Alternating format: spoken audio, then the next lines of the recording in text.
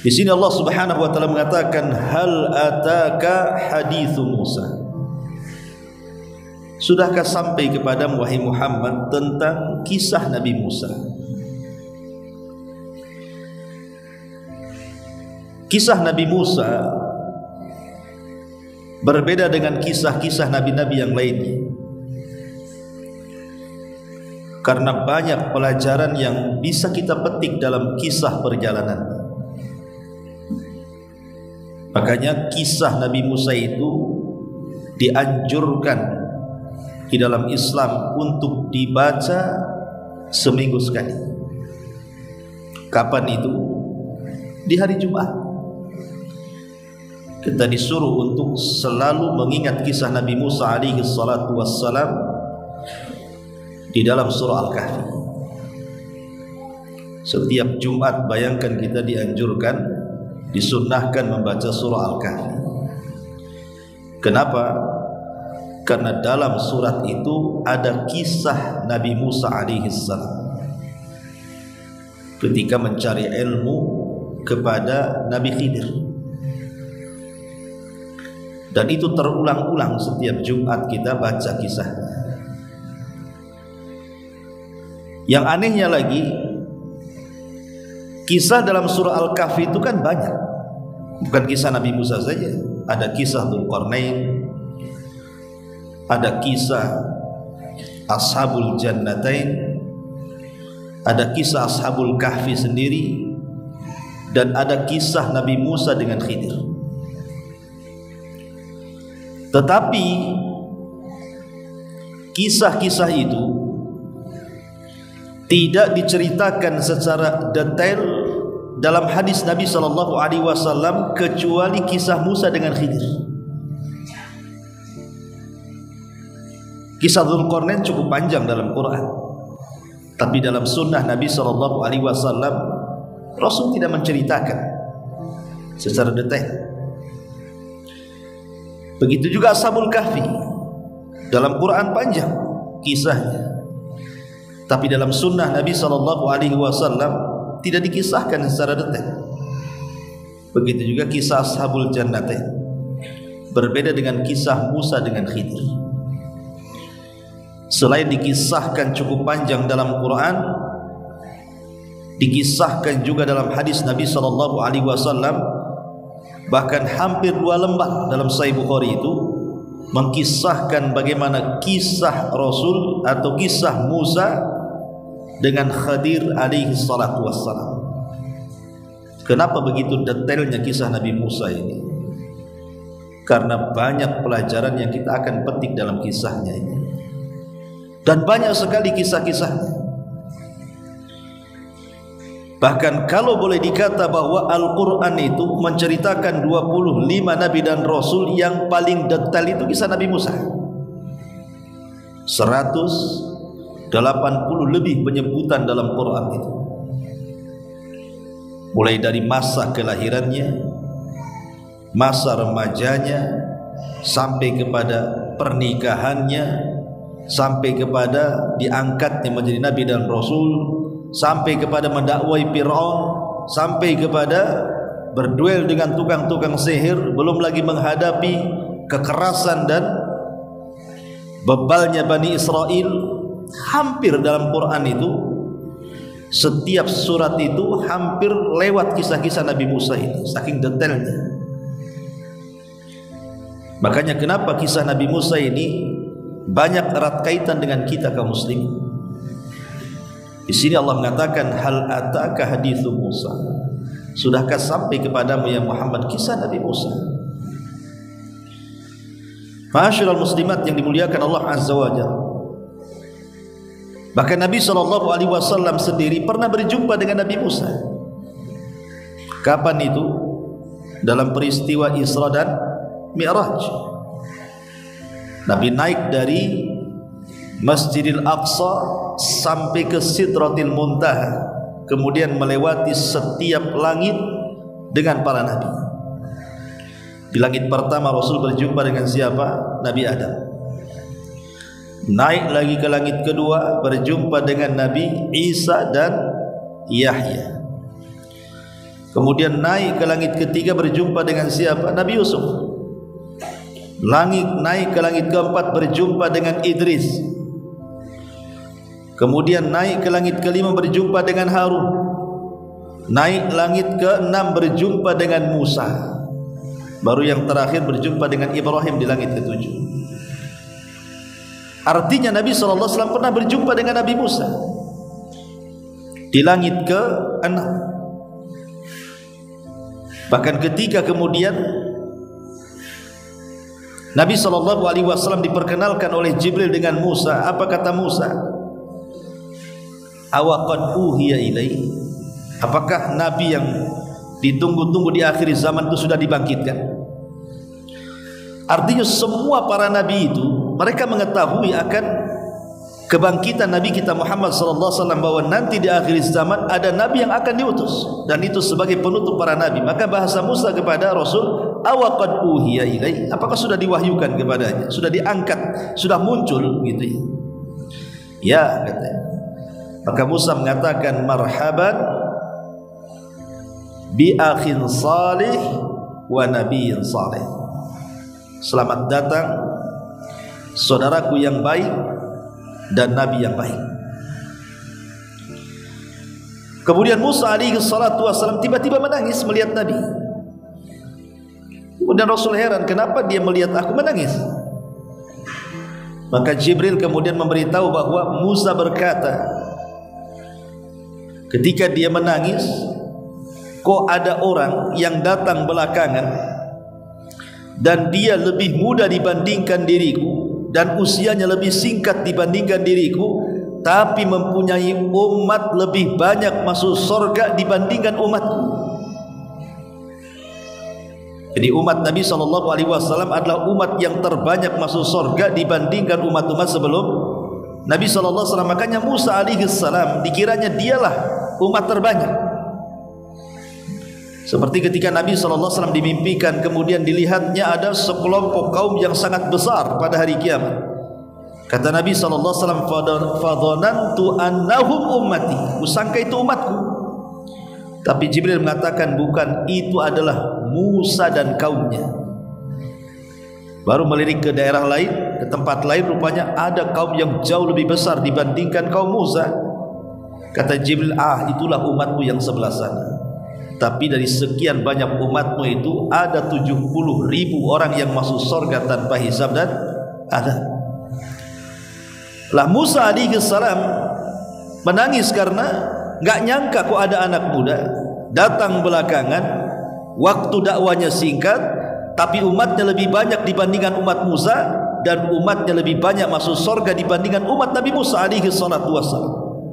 Itulah kenapa Musa alaihissalatu wassalam menangis. Masyarul muslimat yang dimuliakan Allah Azza wa Jalla, apalagi Nabi Musa alaihissalatu wassalam kan usianya jauh lebih panjang dibandingkan usia Nabi. Karena umat-umat dulu itu kita tidak meragukan usia mereka jauh lebih panjang, bukan hanya usia saja, postur-postur tubuhnya pun mereka lebih besar dan lebih tinggi kan. Adam alaihissalatu wassalam bapak kita aja 60 hasta atau 30 meter. Dan Rasul mengatakan maka umat setelahnya akan semakin pendek posturnya, semakin pendek posturnya, semakin sedikit usianya, semakin sedikit usianya, maka seperti kita rasakan tinggi kita ya segitu-gini saja kan gitu. Dan usia umat kita juga, umat Rasul SAW hanya berkisar 60 sampai 70. Tapi umat dulu panjang-panjang. Bahkan ada seorang ibu menangisi putrinya yang meninggal. Kemudian ketika ditanya berapa usia putrimu, dia mengatakan 60 tahun. Jadi 60 tahun itu masih kecil zaman itu kan. Sekarang 60 tahun dan nenek-nenek lah kan. Zaman dulu kan masih anak-anak 60 tahun itu. Karena usia orang dulu kan panjang-panjang. Secara logika usia yang panjang itu kan ada kesempatan untuk berdakwah dan memperbanyak pengikut. Dan usia Nabi SAW dalam berdakwah tidak lama, hanya 23 tahun saja kan. 13 tahun di kota Mekah, 10 tahun di kota Madinah. Tapi lihat hasilnya. Umat Rasul lebih banyak jauh jumlahnya dibandingkan umat Musa, dan lebih banyak yang masuk surga dibandingkan umat Musa alaihi salatu wassalam. Makanya Musa alaihi salatu wassalam menangis karena kok bisa ada umat yang datang belakangan, umatnya kok lebih banyak. Kemudian Nabi SAW Mi'raj sampai ke Sidratil Muntaha. Kemudian Allah Subhanahu wa taala mensyariatkan 50 waktu salat. Coba bayangkan Bu, kalau 50 waktu salat itu betul-betul disyariatkan kepada kita, mungkin setiap 20 menit salat, 20 menit salat, kan begitu? Kapan Ibu istirahatnya? Lagi enak-enak tidur baru 20 menit, bangun salat. Kan kalau 50 kali kan. Tetapi kemudian ketika Nabi SAW turun dan berjumpa dengan Nabi Musa kembali di langit ke-6, Musa bertanya, apa yang diperintahkan Rabbmu kepadamu? Maka Rasul mengatakan 50 salatan, Allah merintahkan 50 kali salat. Musa kaget dan mengatakan, umatmu tidak sanggup, karena aku sudah coba kepada umatku Bani Israel yang postur dan kekuatannya jauh lebih kuat dibandingkan umatmu, mereka tidak sanggup. Sebaiknya kau minta keringanan. Maka Nabi SAW mengikuti sarannya Nabi Musa, minta keringanan kepada Allah, tetapi dipangkas 5 waktu salat saja, jadi 45. Turun lagi berjumpa dengan Nabi Musa, berdiskusi lagi, kata Musa, minta lagi, naik lagi, minta keringanan, umatmu tidak akan sanggup. Akhirnya dipotong 5 waktu lagi jadi 40. Asih bolak-balik ke atas ke bawah, ke atas ke bawah. Setiap ke atas dipotong 5 dan 50, 45, 40, 35, 30, 25, 20, 15 sampai ke 10, sampai ke 5 waktu. Ketika Nabi Musa berkata, umatmu tidak akan sanggup. Bayangkan Musa sudah mengatakan, hatta di angka 5 waktu saja Musa mengatakan umatmu tidak akan sanggup. Shadaqa Musa, benar. Musa sudah benar kata-katanya. Bayangkan 5 waktu saja banyak umat Islam yang tidak sanggup melakukannya kan. Sekarang pertanyaan, lebih banyak yang sholat atau tidak sholat? Lebih banyak yang tidak sholat manusia. Lebih banyak ke masjid atau tidak ke masjid? Lebih banyak tidak ke masjid. Yang dalam ke masjid saja yang lebih banyak yang mengejar sop pertama atau kedua atau ketiga, ya sop paling belakang lah. Kemudian setelah lurus saf-safnya ditanya lagi, lebih banyak yang khusyuk atau tidak? Jadi sebenarnya orang-orang yang betul-betul sholat itu tidak banyak. Makanya Musa mengatakan minta lagi lah naik keringanan itu. Masalahnya kalau minta keringanan sekali potong 5, ini tinggal 5. Kalau naik lagi ya hilang lah kan gitu. Tapi Nabi mengatakan, fastahyaitu Rabbi, aku malu kepada Rabbku. Sudahlah, tidak apa-apa 5 waktu saja. Dari sini kita tahu bahwa jasanya Nabi Musa kepada kita. Kalau seandainya Musa tidak menyarankan Rasul untuk meminta keringanan, habislah kita sholat 50 waktu. Kan jasanya Nabi Musa. Karena Musa mengatakan, aku loh sudah perintahkan Bani Israel, mereka gak sanggup, apalagi umatmu gitu. Jadi bentuk kasih sayang Nabi Musa kepada kita sebenarnya. Maka di sini Allah mengatakan, hal ataka hadithu Musa, sudah sampaikah kepadamu wahai Muhammad tentang kisah Nabi Musa? Maka di zaman Nabi SAW ketika Rasul setelah perang Hunain mendapatkan harta rampasan perang cukup banyak. Kemudian orang-orang muhajirin dilebihkan dalam pembagian ghanimah dibandingkan orang-orang Ansar. Datang orang yang botak kepalanya, namanya Dzul Khuwaisirah. Dzul Khuwaisirah namanya, Hurqus, atau nama aslinya Hurqus, tapi nama kunyahnya, laqabnya Dzul Khuwaisirah. Nama aslinya Hurqus Ibn Zuhair At-Tamimi. Jadi Dzul Khuwaisirah ini tiba-tiba nyeletuk kepada Nabi SAW, i'dil ya Muhammad, adillah Muhammad, sebagi-bagi macam ini pula. Maka Rasul marah dan mengatakan, illam a'dil faman ya'dil. Kalau aku tidak adil, kata Rasul, siapa yang lebih adil daripada aku? Kemudian hadis ini panjang. Di ujung hadis kata Nabi SAW, rahimallahu akhi Musa, laqad udhiya aksar min dzalik fasabar. Semoga Allah merahmati saudaraku Musa, dia lebih banyak ujiannya dibandingkan diriku dan dia sabar. Jadi seolah-olah ketika Allah mengatakan hal ataka hadithu Musa, sudahkah sampai kepadamu ya Muhammad kisah tentang Nabi Musa, ini disyaratkan kepada ayat Al-Quran, fasbir kama sabar ulul azmi minar rusul. Sabarlah wahai Muhammad sebagaimana sabarnya para utusan dari kalangan ulul azmi. Nuh, Ibrahim, Musa, Isa, itu ulul azmi. Seolah-olah Allah ingin katakan, dengan aku menceritakan kisah-kisah orang-orang sebelummu dari kalangan para nabi, wahai Muhammad, ambillah pelajaran dari mereka. Hal ataka hadithu Musa. Karena kisah-kisah itu, kata Sufyan Ats-Tsauri rahimahullahu taala, jundun min junudillah. Kisah itu satu tentara dari tentara-tentara Allah. Kalau ibu lagi sedih karena faktor penyakit, maka lihatlah kisah Nabi Ayub. Bangkitlah semangat kita. Kalau kita mamanya dirundung banyak sekali musibah-musibah dengan kematian-kematian, maka lihat juga para nabi yang lainnya. Nabi Ayub juga sama, anak-anaknya mati semua. Kalau kita dapat tantangan dakwah di dalam berdakwah, lihat bagaimana Musa mendapatkan tantangan dari Bani Israel. Jadi kisah-kisah itu sebenarnya memberikan semangat kepada kita supaya kita bangkit. Itulah kenapa kemudian kisah ini dikisahkan kepada Rasul untuk dijadikan ibrah sendiri bagi Nabi dan bagi umat Nabi sallallahu alaihi wasallam. Bahkan satu hari Nabi sallallahu alaihi wasallam pulang dari berangkat ke Hunain, melihat ada pohon bidara yang sangat besar sekali. Tiba-tiba para sahabat berhenti.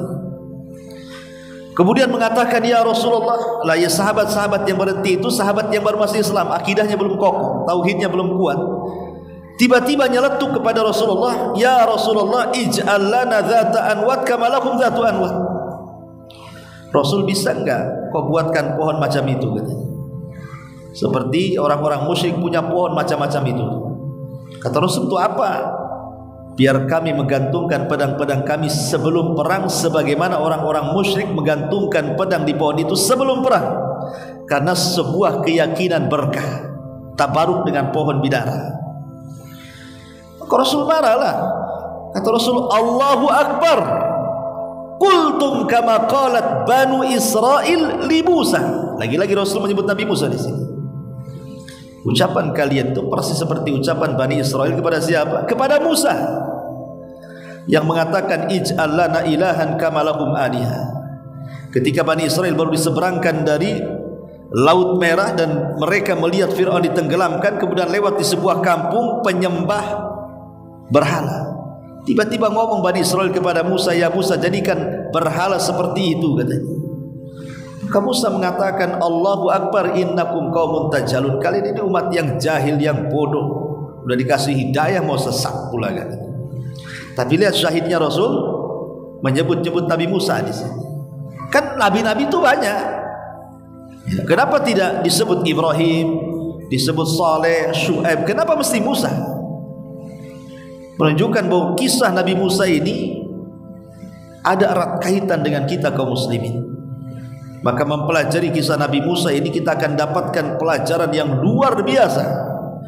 Karena Nabi SAW juga banyak menceritakan tentang kisah Nabi Musa.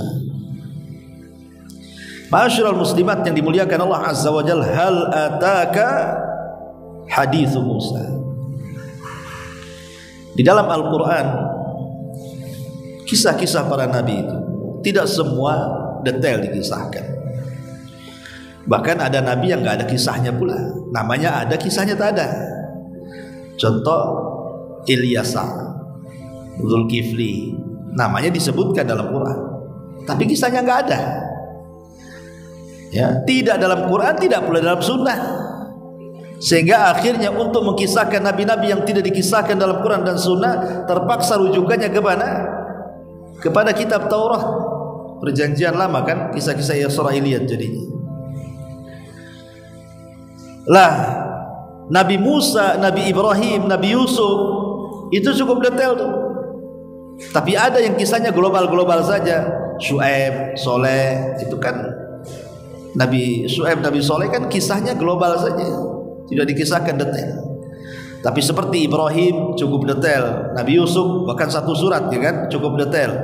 Tapi yang paling detail dalam Quran itu adalah kisah Nabi Musa.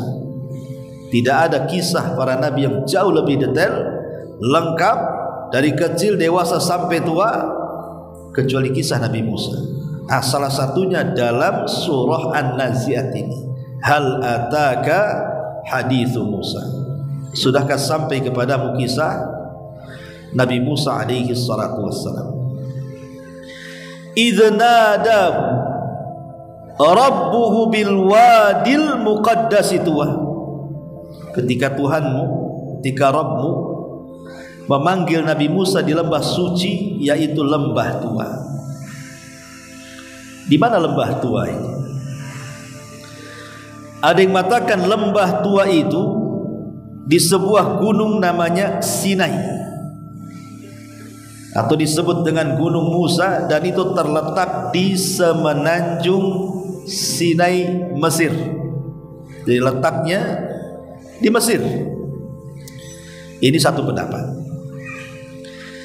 Pendapat yang kedua, maksudnya bukit tua itu artinya Bukit Tursina, terletak di barat daya Syam, yang kemudian orang-orang menyebutnya dengan Jabal Zaitun, Gunung Zaitun.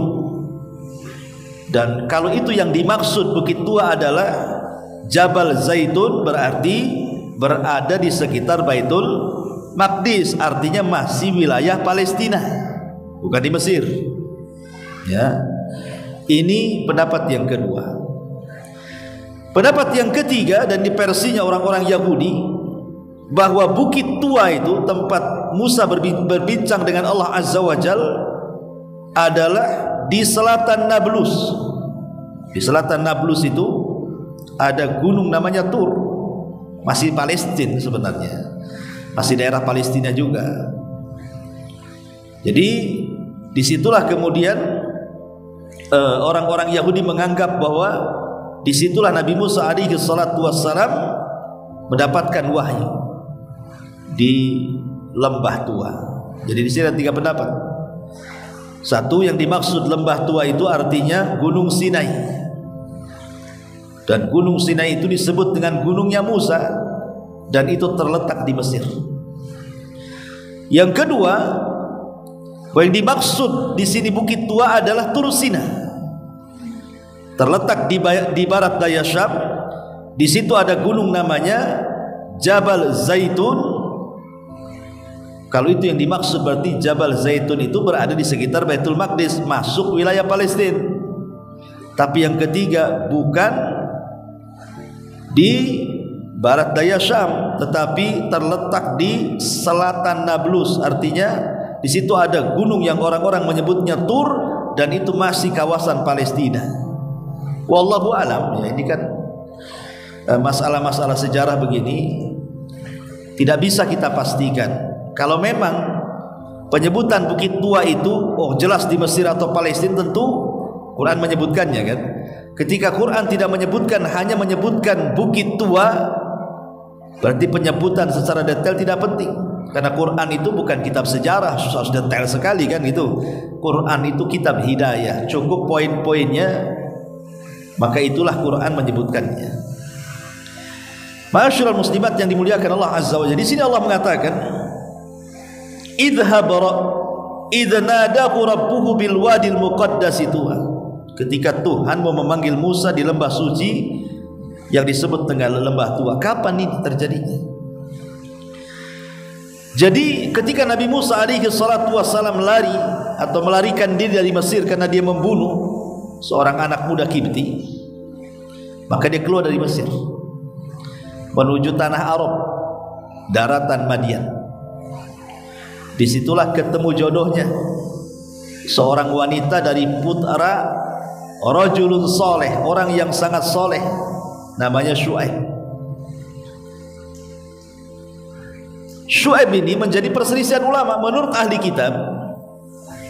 Syuaib di sini artinya nabi, ya Nabi Syuaib ma'ruf.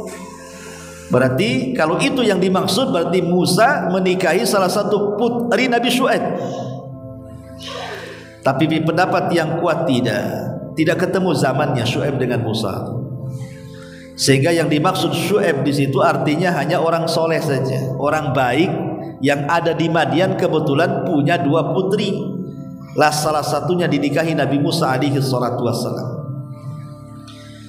Setelah hampir 10 tahun kurang lebih Musa berada di Madian dan punya anak juga. Akhirnya Musa mengajak keluarganya untuk pulang ke Mesir. Dari mana? Dari Madian menuju Mesir. Lah di pertengahan perjalanan obor Nabi Musa ini padam. Obor Nabi Musa ini padam. Kan di zaman dulu belum ada senter kan, kalau berjalan di padang pasir malam-malam. Jadi kalau obornya mati, ya tidak bisa melanjutkan perjalanan, gelap. Berarti nabrak sana, nabrak sini, masuk jurang, masuk bukit, kan nggak tahu kita. Makanya mereka berhenti dulu. Lah ketika berhenti itulah, maka kemudian Allah Subhanahu Wa Taala berfirman dalam surah Tohanya. Apa kata Allah Subhanahu Wa Taala dalam surah Toha itu? Sebaiknya engkau tunggu di sini wahai keluargaku, aku akan mencari api atau bertanya kepada orang kemana jalan pulang. Tapi tidak mendapatkan apapun kecuali dia melihat sebuah pohon zaitun ada api tapi tidak membakar pohonnya. Jadi pohonnya, apinya itu ada dalam pohon itu, tapi satu ranting pohon pun tidak terbakar. Makin didekati makin gede apinya, makin didekati makin gede apinya. Tiba-tiba dikejutkan dengan suara dari balik api di pohon zaitun ini dan mengatakan, innani ana rabbuk fakhla na'laika innaka bil wadil muqaddasi tuwa. Tiba-tiba ada yang bicara. Rupanya yang bicara itu siapa? Allah Subhanahu Wa Taala. Sungguh aku adalah Tuhan, maka lepaskan kedua sandalmu karena engkau berada di lembah yang disucikan. Maka Musa melepas sandalnya, ya. Kemudian Allah Subhanahu Wa Taala mengatakan, wa ana akhtartuka fasma' lima yuha. Aku telah memilih engkau hai Musa untuk menjadi nabi dan rasul, maka dengarkan apa yang akan diwahyukan kepadamu. Innani anallah la ilaha illa ana fa'budni wa aqimis salata li dzikri. Sungguh aku adalah Allah yang tidak ada Tuhan selain daripada aku, maka sembahlah aku dan laksanakanlah salat untuk senantiasa mengingatku. Dari sini resmilah Musa didaulat menjadi seorang nabi, didaulat jadi seorang nabi dan rasul. Lah yang namanya para nabi dan rasul kan tentu harus punya mukjizat kan, supaya umatnya yakin bahwa itu nabi kan. Kalau tidak mendatangkan mukjizat, banyak yang kufur jadinya. Makanya Allah Subhanahu Wa Taala hendak memberikan mukjizat kepada Nabi Musa. Lah kebetulan ketika Nabi Musa mencari perapian itu, dia kan bawa tongkat tuh, kemana-mana Musa bawa tongkat. Biasanya untuk mengarahkan kambing-kambing, kemana-mana bawa tongkat. Jadi Allah Subhanahu Wa Taala ingin menjadikan tongkat itu mukjizatnya. Makanya Allah mengatakan, wa ma tilka biyaminika ya Musa. Apa yang di tangan kananmu hai Musa, kata Allah. Maka Musa mengatakan, qala hiya asaya atawakka'u 'alaiha wa ahassu biha 'ala ghanami wa liya fiha ma'aribu ukhra. Musa berkata, ini tongkatku, aku bertumpu padanya, aku merontokkan daun-daun dengannya, aku kasih makan kambing dengan tongkat ini, dan bagiku masih banyak manfaat tongkat ini. Maka tiba-tiba Allah mengatakan, kalau begitu alqiha ya Musa, lemparkan tongkatmu. Kemudian tiba-tiba Musa fa'alqaha fa'idha hayyatun tas'a. Ketika tongkat dilempar, tiba-tiba jadi ular dahsyat, ular besar. Musa kagetlah, kok tongkat jadi ular ini gimana ceritanya? Tapi Allah mengatakan, khudha wa la takhaf sanu'iduha siratahal ula. Ambil kembali ular itu, jangan takut, kami akan mengembalikannya kepada keadaan semula. Masalahnya Musa tidak tahu itu mukjizat. Kata Allah suruh ambil kepalanya, nanti akan kembali kepada semula, maksudnya nanti jadi tongkat lagi gitu kan. Tapi kan Musa nggak yakin, takut dia. Gimana ini? Dipegang buntut, nyaplok kepala, dibelang kepala, makin nyaplok lagi kan gitu ya. Takutlah Nabi Musa, makanya Allah mengatakan jangan takut. Terserah mau ambil dari arah mana, mau dari buntut, mau dari kepala, nanti balik jadi tongkat tuh. Ketika dipegang betul jadi tongkat lagi. Ini bukan sulap, bukan sihir, ini mukjizat. Ya. Cukup sampai di sini? Tidak. Allah ingin bekali mukjizat yang lainnya. Qala khudha wa la takhaf sanu'iduha siratahal ula wadmam atau wadmim. Wadmum yadaka ila janahika takhruj bayda min ghairi su'i ayatan ukhra. Dan kepitlah tanganmu ke ketiakmu. Maksudnya begini, maksudnya begini. Masukkan itu tanganmu ke ketiakmu seperti ini. Kemudian tarik lagi. Maka tiba-tiba ketika Musa melakukan seperti itu, tangannya bercahaya. Tangannya bercahaya. Jadi Allah mengatakan, dan kepitlah tanganmu ke ketiakmu, niscaya ia keluar menjadi putih bercahaya tanpa ada cacat. Bukan berarti ada cacat di tanganmu gitu ya, sebagai mukjizat yang lain untuk. Makanya Nabi Musa kan mencari penerangan untuk jalan. Jadi Nabi Musa tidak perlu bawa obor lagi, cukup dengan tangannya saja terang semua kan itu. Kemudian Allah mengatakan sanurika min ayatinal kubra. Untuk kami perlihatkan kepadamu sebagian dari tanda-tanda kebesaran kami yang sangat luar biasa. Lah setelah Musa berdialog dengan Allah, dipertontonkan oleh Allah mukjizat yang akan dibawanya, mulailah Allah perintahkan tugas kepada Nabi Musa. Apa tugasnya? Idhab ila fir'auna innahu tagha. Pergi kau ke Fir'aun. Itu si Fir'aun itu tagha, melampaui batas. Ibu, istilah Fir'aun itu dalam Quran sering saya jelaskan ya. Kalau disebut kata Fir'aun berarti ini merujuk kepada apa? Kepada gelaran. Fir'aun itu gelar, bukan nama. Dia gelar bagi seorang raja yang pernah berkuasa di Mesir. Maka siapapun yang pernah berkuasa di Mesir disebut Fir'aun. Sehingga Fir'aun itu bukan satu orang tapi banyak orang. Fir'aun 1, Fir'aun 2, Fir'aun 3, begitulah. Sama dengan kalau orang-orang Persia menyebut rajanya Kisra, orang-orang Romawi menyebut rajanya Kaisar, orang-orang Yaman menyebut rajanya Tubah, orang-orang Ethiopia menyebut rajanya Najasyi. Lah orang-orang Mesir menyebut rajanya Fir'aun. Tapi siapa Fir'aun ini? Dan kalau Allah menyebut kata Fir'aun dalam Quran, berarti yang dimaksud Fir'aun di zaman Nabi Musa. Karena di zaman Nabi Ibrahim ada Fir'aun juga, di zaman Nabi Yusuf ada Fir'aun juga. Tapi kalau disebutkan kata Fir'aun dalam Quran, berarti bercerita tentang Fir'aunnya Nabi Musa.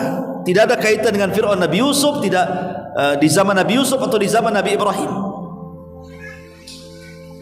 Ma'asyiral muslimat yang dimuliakan Allah Azza wa Jalla, ada 3 pendapat ulama. Yang pertama, siapa Fir'aun di sini? Menurut peneliti Yahudi, Fir'aun yang dimaksud Fir'aun Nabi Musa adalah putra daripada Akhnatun. Jadi ada orang namanya Akhnatun, itu pernah berkuasa di Mesir dengan kejayaannya. Kemudian punya putra Akhnatun namanya Tut'anhuamun. Tut'anhuamun namanya. Itulah putra daripada Akhnatun. Itulah yang dimaksud Fir'aun di zaman Nabi Musa, Tut'anhuamun ini. Tetapi versi Yahudi, Tut'anhuamun ini tidak mati tenggelam, tapi mati karena dipukul kepalanya oleh Nabi Musa. Makanya sebab pukulan Nabi Musa itu meninggal dia. Buktinya apa? Buktinya muminya Fir'aun yang ada di Mesir. Di Mesir kan ada mumi Fir'aun tuh, ya. Lihat kepalanya, di situ ada coakan. Nah, itu berarti Fir'aun itu tidak mati tenggelam, tapi mati dipukul kepala. Itu versi Yahudi. Tapi tentu kita umat Islam menolak, karena jelas-jelas Quran mengatakan Fir'aun itu mati di lautan, bukan mati dipukul kepala gitu maksudnya ya. Tapi ini kan pendapat. Pendapat yang kedua, maksudnya Fir'aun di sini adalah Ramsis Ats-Tsani. Jadi jasad Fir'aun yang ditemukan di Mesir yang sekarang dimumikan itu adalah Ramsis yang kedua. Ramsis pertama kakeknya. Ramsis itu diambil dari kata Ramsis.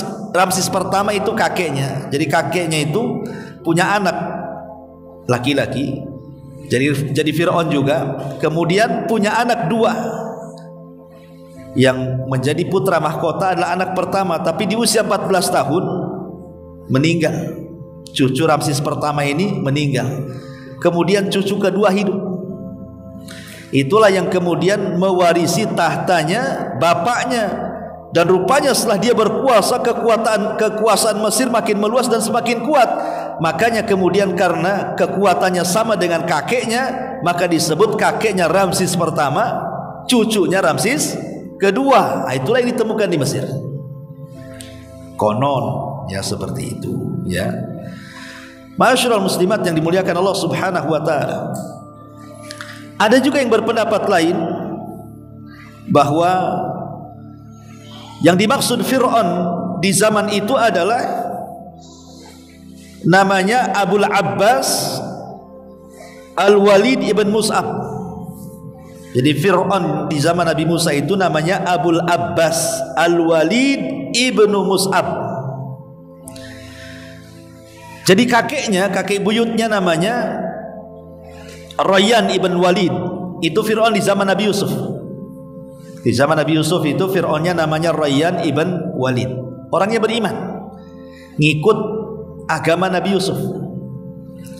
Tapi ketika Rayyan meninggal, kemudian tahta kekuasaan Fir'aun ini, Fir'aunnya Rayyan jatuh kepada anaknya namanya Qabus ibn Mus'ab. Orangnya jahat, jahat dia. Tetapi kemudian meninggal dunia. Setelah itu digantikan oleh saudaranya, itulah Abul Abbas Al-Walid ibn Mus'ab. Rupanya lebih jahat lagi. Itulah Fir'aun di zaman Nabi Musa. Dari sini kita tahu bahwa kita tidak bisa memastikan yang mana satu, apakah Fir'aun di zaman Nabi Musa itu namanya Ramsis, ataukah namanya Abul Abbas Al-Walid ibn Mus'ab, atau namanya Tut Anhu Amun gitu ya. Tidak penting bagi kita. Quran hanya mengatakan Fir'aun ya Fir'aun. Sebagaimana Nabi SAW mengatakan setiap umat ada Fir'aunnya, dan Fir'aunnya umat ini Abu Jahal, kata Rasul. Adapun siapa namanya tidak penting. Kalaupun kemudian terjadi polemik seperti ini kan kita tidak bisa memastikan mana yang satu, kan namanya polemik. Yang jelas bahwa ada Fir'aun di zaman itu yang sangat bengis sekali, yang bermusuhan dengan Musa alaihi salatu wassalam. Ma'asyiral muslimat yang dimuliakan Allah Azza wa Jal, di sini Allah Subhanahu wa taala kemudian mengatakan, "Idz nada rabbuhu bil wadil muqaddasi tuwa idhhab ila fir'auna innahu tagha."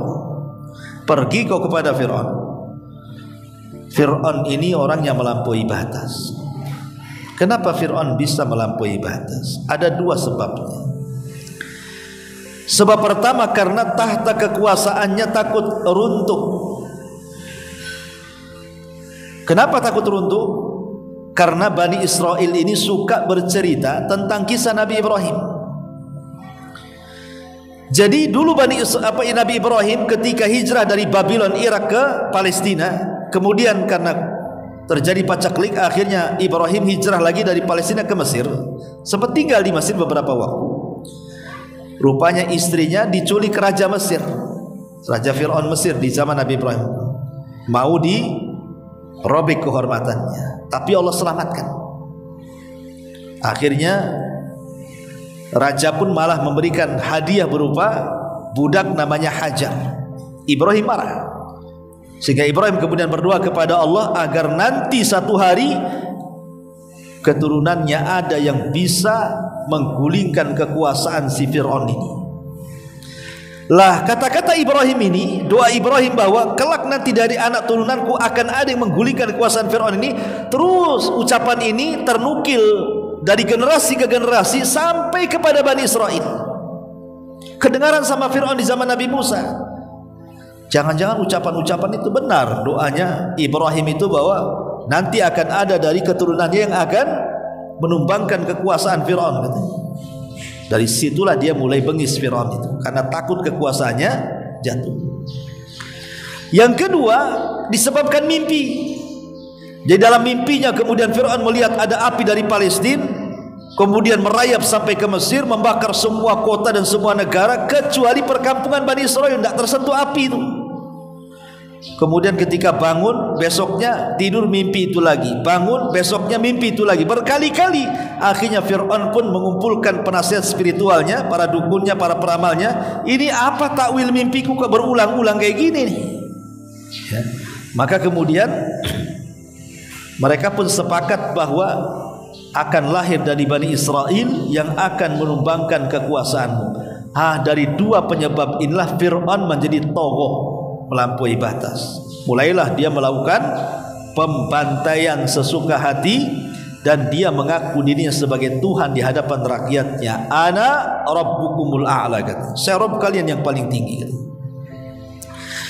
Ma'asyiral muslimat yang dimuliakan Allah Azza wa Jalla. Kemudian faqul halaka ila antazakka, maka katakanlah kepada Fir'aun, adakah keinginanmu untuk membersihkan dirimu dari kesesatan?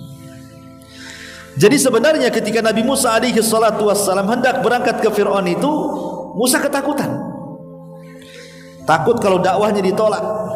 Apalagi pernah punya kasus di Mesir kan. Jadi Musa alaihi salatu wassalam melirik abangnya. Siapa abangnya? Harun. Ya, dia mulai melirik abangnya. Kenapa kemudian dilirik abangnya? Karena Harun ini berbeda dengan Musa. Dia punya kecerdasan, cara bicara yang fasih, orator. Cocok untuk dibawa ke Nabi berdialog dengan Fir'aun. Maka dari situ kemudian Musa alaihi salatu wassalam mengatakan, waj'al li waziran min ahli, ya Rabb, jadikanlah untukku seorang pembantu dalam berdakwah dari keluargaku. Harun akhi, kalau bisa Harun saudaraku. Usdud bihi azri, teguhkanlah kekuatanku dengan adanya Harun. Wa asyriku fi amri, jadikanlah dia teman dalam segala urusanku. Kainu sabbihaka katsira wa nadhkuruka katsira innaka kunta bina basira, dan jadikanlah dia sebagai teman dalam urusanku agar kami banyak bertasbih kepadamu dan banyak mengingatmu, sesungguhnya engkau maha melihat dalam kondisi kami ya Rabb. Maka Allah mengatakan, qad utita su'laka ya Musa, sungguh telah kuperkenankan permintaan wahai Musa, walaqad mananna 'alaika marratan ukhra, dan sungguh kami telah memberi nikmat kepadamu pada kesempatan sebelum ini. Maka akhirnya Harun pun diangkat jadi nabi berkat permintaanmu Musa. Jadi Harun itu jadi nabi karena Musa yang minta, supaya mana-mana dia berdakwah kan. Disitulah kemudian berangkatlah Musa dengan Harun menghadap Fir'aun. Makanya Allah Subhanahu wa taala katakan di sini, idhab ila fir'auna innahu tagha faqul hal laka ila an tazakka, maka katakanlah kepada Fir'aun, adakah keinginan untuk membersihkan dari kesesatan? Wa ahdiyaka ila rabbika fatahsya, dan engkau akan kubimbing ke jalan Rabbmu agar engkau takut kepada Rabbmu. Sebenarnya dialog Nabi Musa dengan Fir'aun ini banyak dicantumkan dalam Quran, banyak sekali ya, tapi tidak mungkin saya ceritakan karena waktu juga. Tetapi di sini Allah mengatakan fa'arahul ayatal kubra, ketika dalam sela-sela perbincangan antara Musa dengan Fir'aun, hiwar itu, perdebatan antara Musa dengan Fir'aun, akhirnya kemudian Fir'aun mengatakan, kalau engkau ngaku jadi nabi, kau ngaku jadi rasul, didatangkan Allah untuk berdakwah kepadaku. Setiap nabi dan rasul harus punya mukjizat, tampakkan mukjizatmu. Jadi Fir'aun meminta kepada Musa untuk menampakkan mukjizatnya. Maka Allah katakan fa'arahul ayatal kubra. Lalu Musa memperlihatkan kepada Fir'aun mukjizat yang besar. Bayangkan, di satu istana Fir'aun sedang duduk di singgasana, kemudian para pembesarnya duduk di sekitarnya, kemudian Musa dan Harun berada di tengah-tengah. Kemudian Musa pun melemparkan tongkatnya, tiba-tiba jadi ular besar, kadang membesar, kadang mengecil, kadang berlari sekit sana sini. Ketakutan orang-orang itu. Fir'aun ketakutan. Bayangkan, padahal Fir'aun itu ngaku Tuhanmu. Kok bisa Tuhan takut ular? Ya. Kan Fir'aun yang mengatakan ana rabbukumul a'la, saya Rabb kalian yang paling tinggi. Lihat ularnya Nabi Musa, takut dia. Berarti kan Tuhan abal-abal namanya, ya. Tuhan gak jelas. Maka akhirnya Musa pun mengambil lagi ular yang sedang berlari sana sini, tiba-tiba jadi tongkat. Akhirnya kemudian dia kepitkan tangannya di ketiaknya, tiba-tiba bercahaya. Oh, kata Fir'aun, oh, Musa ini sudah mempelajari banyak sihir rupanya. Kalau itu yang dipelajari, aku juga punya tukang-tukang sihir. Akan kuadukan tukang sihirku dengan engkau, wahai Musa. Kata Nabi Musa, silahkan. Ya. Kemudian Fir'aun malah membalik, kira-kira kapan waktunya. Musa cerdas. Musa ingin bahwa ini pertempuran antara dia dan tukang sihir Fir'aun itu disaksikan orang ramai. Akhirnya menawarkan bagaimana kalau diadakan Yaumuz Zina, ya, hari di mana kerajaan membuat ulang tahun besar, ya, Agustusan mungkin bahasa kitanya kan, di mana semua orang cuti keluar semua bisa nonton, gitu. Deal or no deal? Oh, deal lah, katanya Fir'aun. Ditentukanlah waktunya Yaumuz Zina. Dan Musa juga meminta satu permintaan lagi, kalau bisa duelnya jangan malam, buat duel di waktu duha supaya manusia melihatnya. Sebenarnya Nabi Musa tahu kekuatan sihir itu menguat di malam hari. Makanya Musa mengambil titik kelemahan tukang sihir, maka diajak duel di siang hari. Karena kejahatan itu kan lebih banyak di malam hari, makanya kita disuruh berlindung dari malam hari. Min syarri ghasikin idza waqab. Karena sihir dihantar di malam hari, orang yang hasad juga di malam hari. Kemudian bakteri-bakteri, penyakit-penyakit, virus-virus itu semua terbang di malam hari. Makanya kita berlindung dari malam hari. Makanya Musa cerdas, duelnya di siang hari waktu duha. Ketika betul-betul datang kemudian waktu duha itu, betul-betul duel tuh Musa dengan tukang sihir. Subhanallah, dengan izin Allah Musa mampu mengalahkan ribuan tukang sihir Fir'aun. Bahkan yang lebih hebat lagi, tukang sihirnya Fir'aun malah kemudian beriman kepada Nabi Musa, sujud semuanya.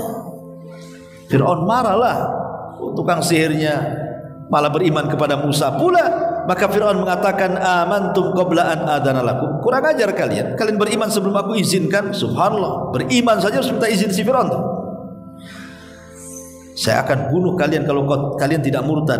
Tapi tetap mereka istiqomah. Akhirnya betul seluruh tukang sihir itu paginya berduel dengan Musa, kemudian kalah, kemudian bertobat, kemudian sujud, sorenya dibantai Fir'aun, semua mati. Kata Abdullah bin Abbas radhiyallahu anhu, lihat tukang-tukang sihir itu. Di pagi hari mereka tukang sihir yang jahat, di sore hari mereka para syuhada yang baik. Ya. Tetapi melihat kenyataan seperti ini, Fir'aun pun tidak mau juga beriman. Makanya Allah mengatakan, fakadzdzaba wa asa. Fir'aun bukannya beriman, justru makin mendustakan dan makin durhaka kepada Musa. Tsumma adbara yas'a, kemudian dia berpaling seraya menentang Nabi Musa. Fahasyara fanada, maka Fir'aun pun mengumpulkan seluruh orang-orangnya. Faqala, dan dia mengatakan, ana rabbukumul a'la, saya Rabb kalian yang paling tinggi. Ana rabbukumul a'la, kata. Bayangkan, dosa mana lagi yang paling dahsyat, yang paling besar dibandingkan seorang hamba mengaku dirinya Tuhan. Makanya sejak itu Fir'aun itu orang yang paling bejat, yang paling melampaui batas, dan namanya selalu terukir buruk baik dalam kitab Taurat, Injil ataupun Quran. Kalau disebut Fir'aun saja konotasinya sudah nggak benar. Dan sampai hari ini tidak ada orang tua kalau punya anak namanya Fir'aun. Siapa nama anaknya, Bu? Fir'aun, Ustaz. Nggak ada. Ya. Nggak ada orang ngasih nama anaknya Fir'aun karena tahu siapa Fir'aun. Disebut Fir'aun itu hanya untuk mencela saja. Dasar Fir'aun kamu, kan itu ya. Hanya untuk mencela orang aja, karena memang Fir'aun itu begitu. Makanya Rasul ketika melakobi Abu Jahal, Fir'aun. Kata Rasul, likulli ummah Fir'aun wa Fir'aunu hadhil ummah Abu Jahlin, katanya. Setiap umat punya Fir'aun, dan si Fir'aunnya umat ini Abu Jahal, kata Rasul. Melakobi orang dengan Fir'aun, kan Rasul sallallahu alaihi wasallam, karena ya Fir'aun memang orangnya jahat.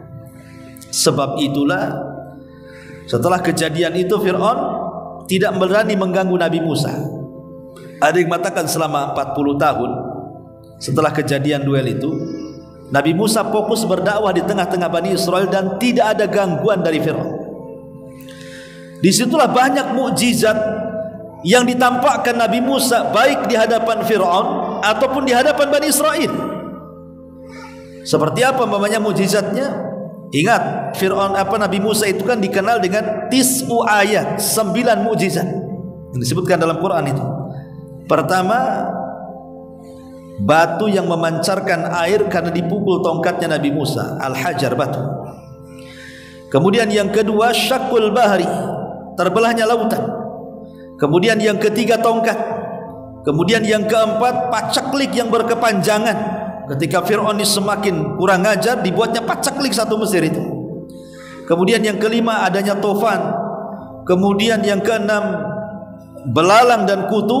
Kemudian yang nomor 7 kodok dan katak di mana-mana. Kemudian yang nomor 8 air menjadi darah, dan yang ke-9 tangan yang bercahaya. Itulah yang disebut 9 ayat. 9 mukjizat Nabi Musa. Kalau disebutkan 9 Nabi mukjizat, itulah mukjizat-mukjizat ini. Tapi subhanallah, mukjizat ditampakkan di hadapan Fir'aun dan kaum Kipti, mukjizat dihadapkan di tengah-tengah Bani Israel, tidak juga mereka beriman. Enggak beriman juga. Akhirnya Musa berinisiatif, oh tidak bisa ini, harus memindahkan Bani Israel dari tanah Mesir ke tanah perjanjian. Dari situ kemudian Musa membawa Bani Israel keluar dari Mesir.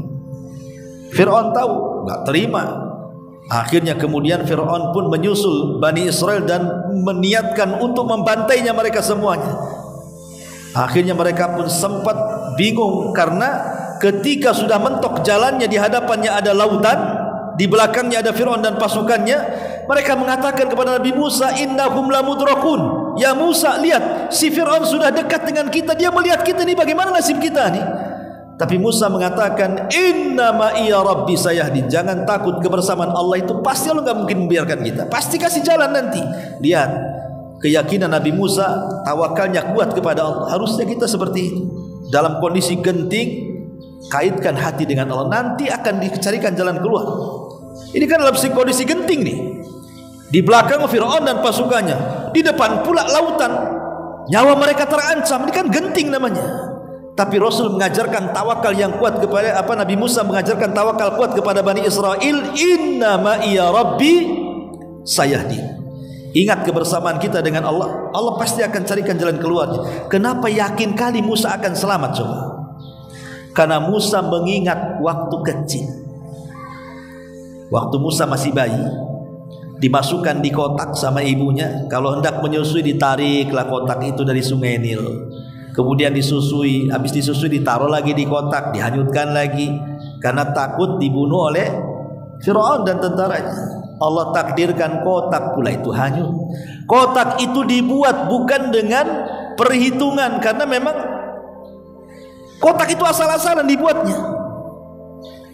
Dan kotak asal-asalan bisa saja Musa tenggelam, tapi Allah selamatkan Musa kecil itu yang belum ada tenaga sama sekali untuk berenang kalau tenggelam. Ini waktu kecil tidak punya tenaga, Masih bayi Allah selamatkan. Sekarang Musa jadi nabi, tidak mungkin gak Allah selamatkan. Makanya dia yakin mengatakan, tenang, kebersamaan Allah bersama kita, pasti ada jalan. Betul, Jibril turun dari langit mengarahkan Musa untuk memukulkan tongkatnya di lautan itu. Terbelah menjadi 12 jalan. Kenapa 12 jalan? Karena 12 kabilah Bani Israel, masing-masing dikasih jalan masing-masing. Ketika mereka sudah di seberang, Fir'aun pula nyusul disangka jalan pada lautan. Ketika Fir'aun di tengah-tengah lautan itulah Allah katakan di sini, fakadzdzaba wa asa thumma adbara yas'a fahasyara fanada faqala ana rabbukum al-a'la fa akhadahu Allahu nakalal akhirati wal ula. Maka Allah hukum si Fir'aun ini dengan azab baik di akhirat ataupun siksa dunia. Siksa dunia Allah tenggelamkan, fa'aghraqna, Allah tenggelamkan Fir'aun itu dan seluruh prajuritnya, tidak ada yang selamat.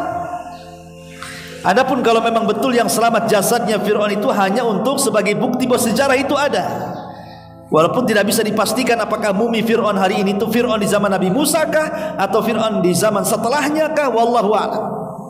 Tapi yang jelas bahwa Allah abadikan jasadnya Fir'aun untuk menjadi sebuah ayat. Makanya di sini Allah mengatakan, inna fi dzalika la ibratan liman yakhsha. Sungguh pada yang demikian itu terdapat pelajaran bagi orang-orang yang takut kepada Allah Subhanahu wa taala.